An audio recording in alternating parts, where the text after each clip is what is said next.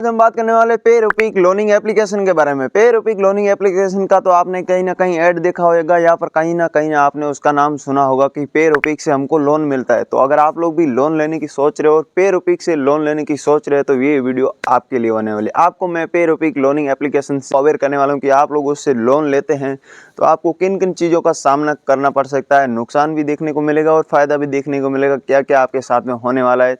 तो मैं सारी चीज़ें जो है पहले करके फिर आपको बताता हूँ। आप पेरोपिक एप्लीकेशन को डाउनलोड करते हैं और उसके बाद में उसके अंदर अपनी जो मोबाइल नंबर से सबसे पहले इस लोनिंग एप्लीकेशन में यही प्रोसेस होता है कि मोबाइल जो होता है मोबाइल नंबर से आपको रजिस्टर करना होता है। उसके अंदर लॉगिन होने के बाद में ओटीपी से आप लॉगिन हो जाते हो।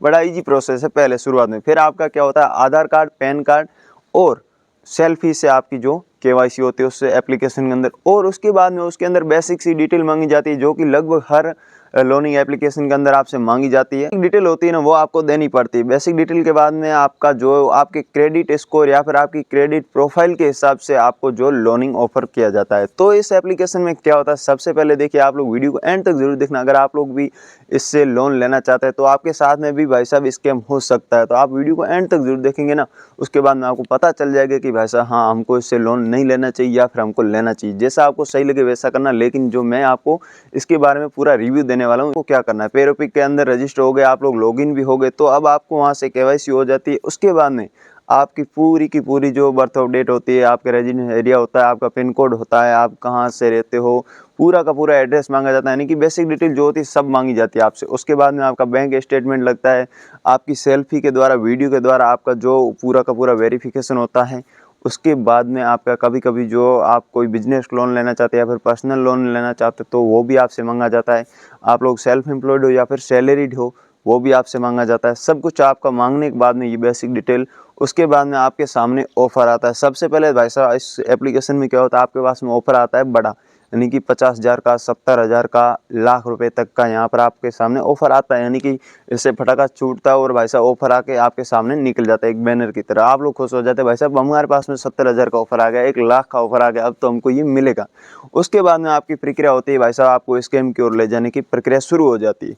आप लोग पूरी डिटेल भरते जाते हैं, यानी कि आपका जो भी mobile number, Aadhaar card, pan card, DigiLocker के द्वारा जो आप लोग पैन कार्ड, आधार कार्ड को उसके अंदर वेरिफिकेशन करते हैं, आपका सारी डिटेल दोबारा मांगी जाएगी। पूरी भरने के बाद में एंडिंग पॉइंट में आपके सामने ऑफर आएगा भाई साहब 5,000 का या फिर 4,000 का, 3,000 का। सिर्फ और सिर्फ उसका टेन्यूर कितना होगा, सिर्फ और सिर्फ 2 महीने का।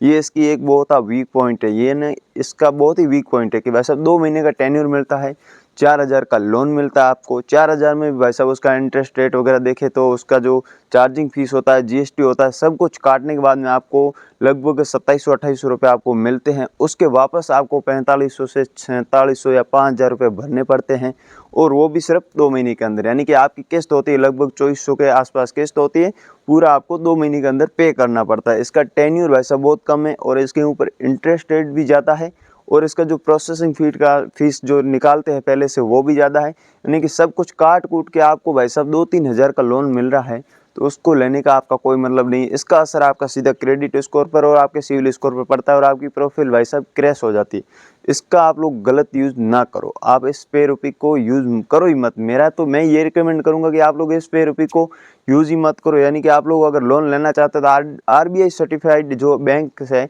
उनसे जो लिंक है एप्लीकेशन, उन्हीं से आप लोग लोन लो, वरना आप लोग ये जो थर्ड पार्टी एप्लीकेशन होते हैं इनसे आपको लोन नहीं लेना चाहिए। मैंने ये वीडियो इसलिए बनाई क्योंकि कहीं ना कहीं आप भी अगर पेरोपिक से लोन लेने की सोच रहे थे, ये वीडियो आपको अवेयर कर सकते हैं इन सब चीज़ों से। अगर आपको वीडियो यूज़फुल लगी तो वीडियो को लाइक कर दो, अपने दोस्तों के साथ में शेयर जरूर करना, और अगर आप लोग पेज पर देख रहे हैं तो फॉलो कर लेना, और यूट्यूब पर देख रहे हैं तो सब्सक्राइब कर लेना। मिलते हैं नेक्स्ट में और वीडियो के साथ।